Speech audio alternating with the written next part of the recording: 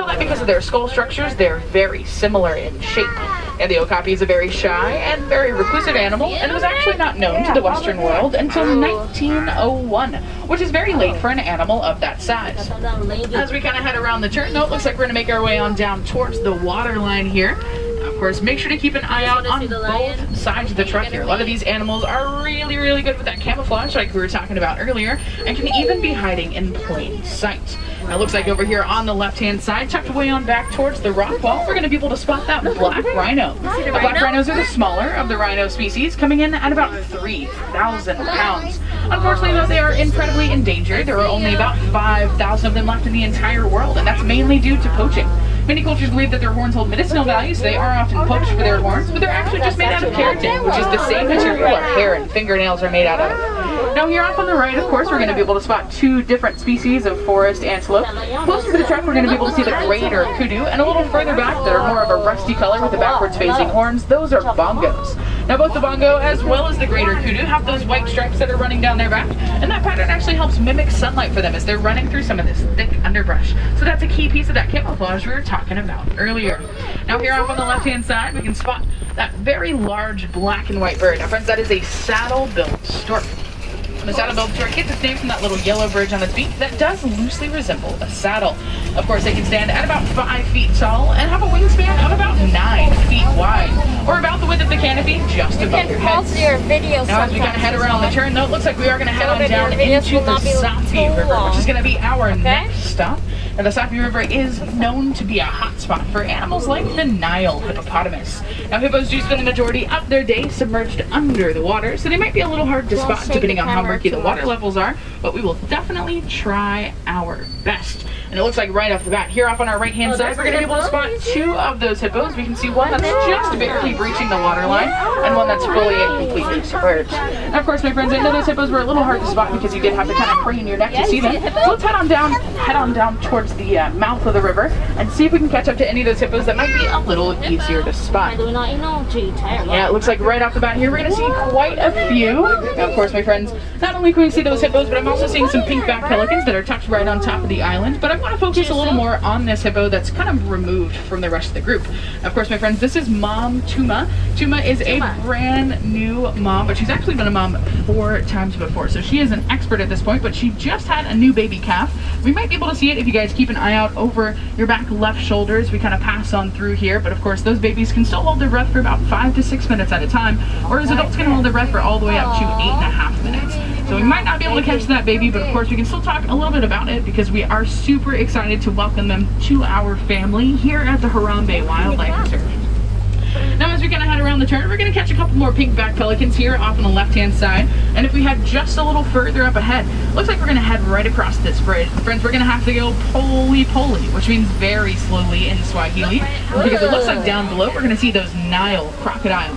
Now, Nile crocodile are the largest of the crocodilian species, coming in at about 16 to 18 feet in length, or about as long as a giraffe is tall. They can also weigh all the way up to about 700 pounds each. Nile crocodile are also exothermic, and that's just a really fancy word for saying that they don't sweat like you or I. They don't have the same sweat glands that we do, so oftentimes they'll open their mouths real wide to release a lot of that trapped in heat.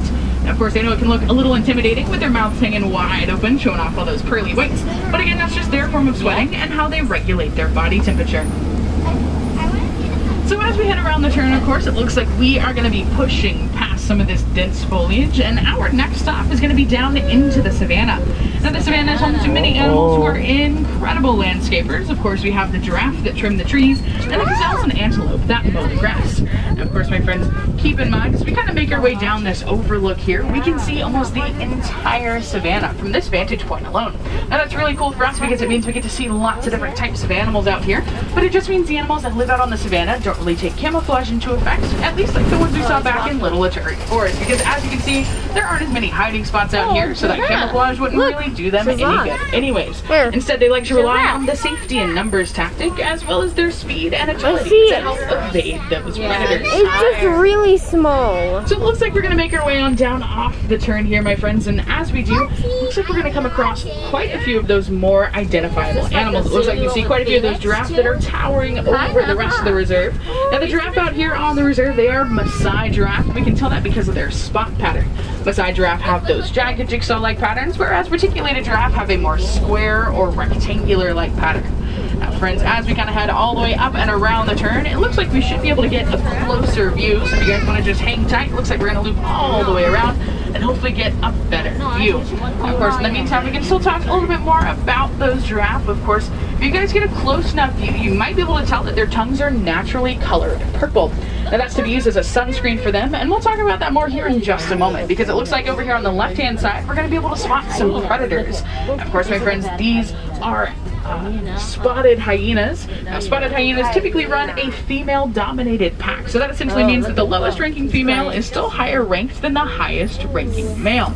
Now, of course, we know hyenas for their laughing and their whooping noises, but they actually have over 27 different vocalization patterns, all to help communicate with each other. So we're going to head back around the turn here. We're going to come across some more hoofstock animals off on our left. If you guys keep an eye out way on back towards the tree line, I'm seeing those sable antelope.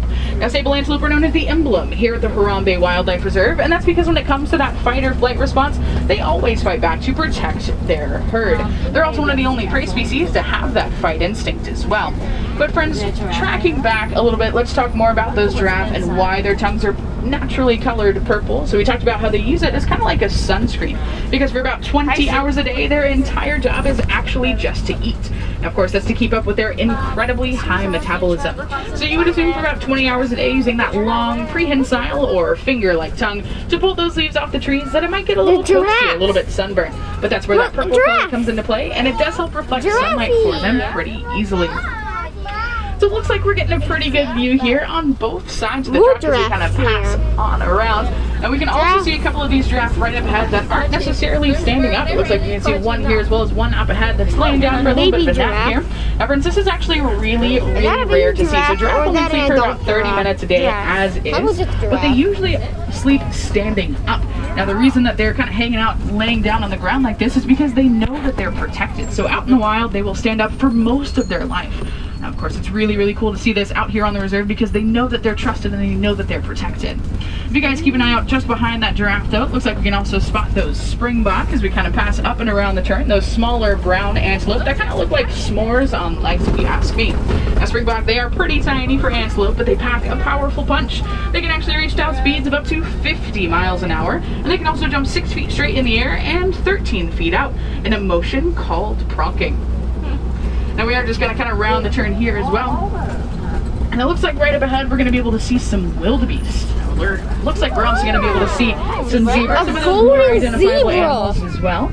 And it looks like way on back there we can also spot some of those Ankole cows that have those massive horns. I can't believe these closest are to the truck golden here, zebra. just coming up ahead, it looks like we're going to be able to spot mom and baby. So we're continuing with that baby theme out here. Now friends, this is baby Dash. Dash is at a very pivotal moment in his life because he's actually memorizing his mom's stripe pattern in a process called imprinting. Now that's going to help him a little later on in life when mom kind of lets him off the leash a little bit and roam around the reserve on his own. He's going to need to know exactly who to come back to. So by memorizing that stripe pattern, it's going to make it a lot easier for him.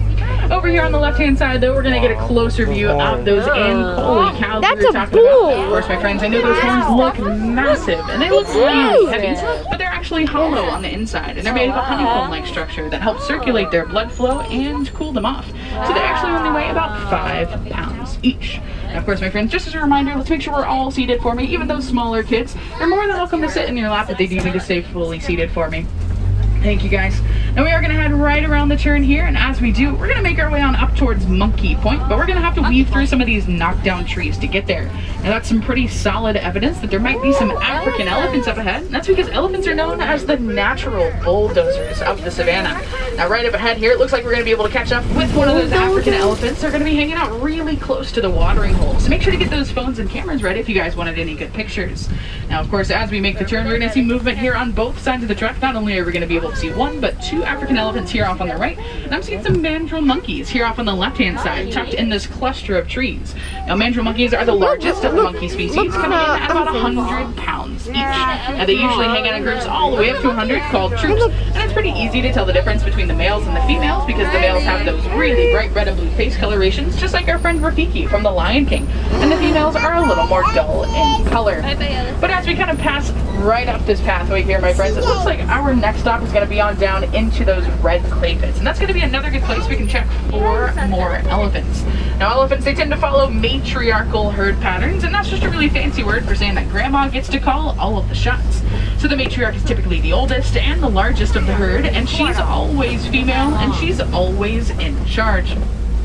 Now, of course, she's in charge of things like migration patterns. Elephants typically follow the same migration patterns that have been passed down generation to generation over hundreds and hundreds of years. Now, once male elephants reach about teenage years, oftentimes they'll leave the herd. Sometimes they'll go off on their own, or sometimes they'll form their own herds called bachelor herds. So we're going to cross right on over this bridge here, my friends, and make our way on down towards those red clay pits we were talking about. Now, oftentimes elephants will congregate around the red clay pits. They'll come over here, scrape this red clay off with their tusks, and they'll eat it to get some minerals and nutrients that they might not get in their regular day-to-day diet. So it's kind of like a multivitamin for them.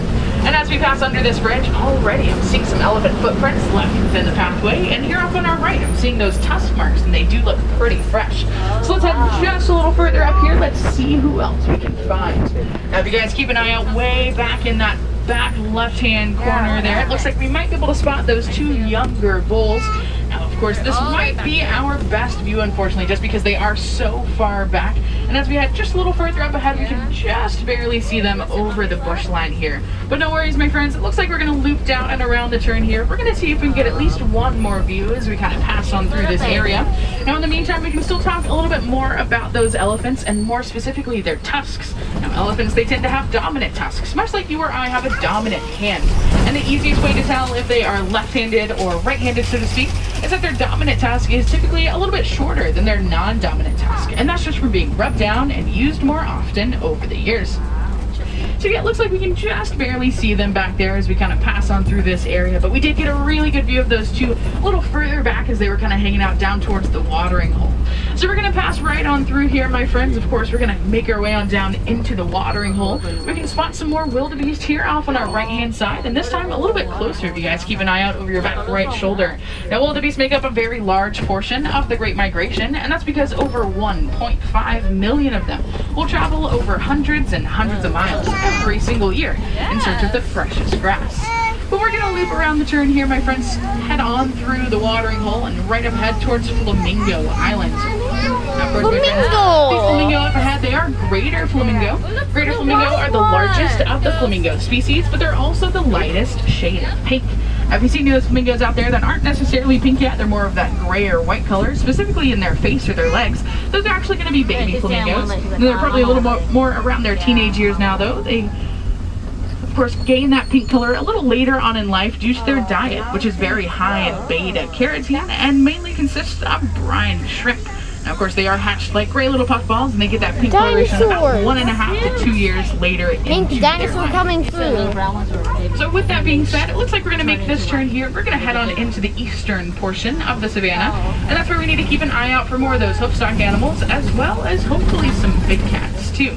Now, as soon as we make the turn here, it looks like we're going to come across this mud wallow up on our left-hand side. Now, friends, I know this isn't very cool for us, but it is quite literally the coolest spot out here on the savannah for some of our larger residents, like white rhinos and elephants alike. Now, look, come over here and roll around in this mud, not only to cool off, but also to be used as a natural sunscreen, because even though their skin is really thick and really tough, it's also pretty delicate and can sunburn quite easily. So we're going to head just a little further up ahead here. I'm really not seeing too much activity going on, but as soon as we make the turn here, we're heading on into big cat territory. So hopefully we'll be able to catch up with some of those larger cats here in just a moment.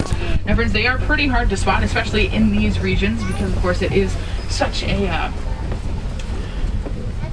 covered spot here. We can see a lot of that thicker foliage, but if you guys keep an eye out in that top left-hand corner, I know it's really, really hard to spot, so we might not be able to see it too well, but I am seeing one of those cheetahs up there, and we are going to head just a little further up ahead here. We're going to see if we can catch up with any of those cheetahs that might be a little easier to spot, and it looks like we might be able to see some right up ahead here. Cheetahs, they are the fastest land mammal on Earth, and they can reach top speeds of up to 60 miles an hour. However, the fastest cheetah ever recorded was recorded at 7 74 miles an hour. So anywhere in between that 60 to 70 range is their sweet spot. So we're going to see two, maybe even three. Two kind of hanging out right next to each other and one just a little further back in the bush line there. Now, of course, even though they can reach those top speeds we were just talking about, they can't hold it for very long. They're more sprinters than they are long distance runners. They can only hold it for about 100 yards or the length of an American football field. We're going to see the lions. Of course, that speed often comes in spurts. Now, cheetahs are also some of the only big cats that don't have retractable claws. That's going to help them gain that traction as they're reaching those top speeds. So we're going to loop back around the turn here. It looks like we're going to kind of pass on by this Kobe rock formation here off on the left-hand side. We're going to head right on out and see if we can catch up to any more of those hoofstock animals. Now, of course, it looks like right off the bat here, as soon as we make the turn, coming up off on our right-hand side, in between the bush line and these rocks, we're going to see this smaller brown antelope laying down face towards us. Now, friends, this is a bontebok. Now, of course, a little further back, we can also spot some of those ostrich too, but we should be able to get one last view of both of those animals as we kind of loop around the turn. Now, bontebok, they actually have an incredible conservation story attached to them. At one point in time, there were only 14 bontebok left in the entire world. That means that they were only 14 away from complete and total extinction. That is until one farmer out in Africa took notice, brought them in, built a reserve around them, and now their numbers are up and thriving once again, which just goes to show what one person can do to truly change the world. Now, right up ahead here, of course, we are going to come across some of these burrows down towards the ground, and that's pretty indicative of those larger burrowing mammals like warthogs. And it looks like a little further back there, as well as kind of hanging out underneath the base of this large tree on top of the hill, we can see a couple of them. It looks like they're kind of hanging out, taking a nap. Comment down below the largest burrowing mammal on how Earth, many and they can reach top speeds left. of up to 35 miles an hour. And once they burrow down into those holes, oftentimes they'll turn around and face those tusks out to be used as an intimidation factor to help ward off predators.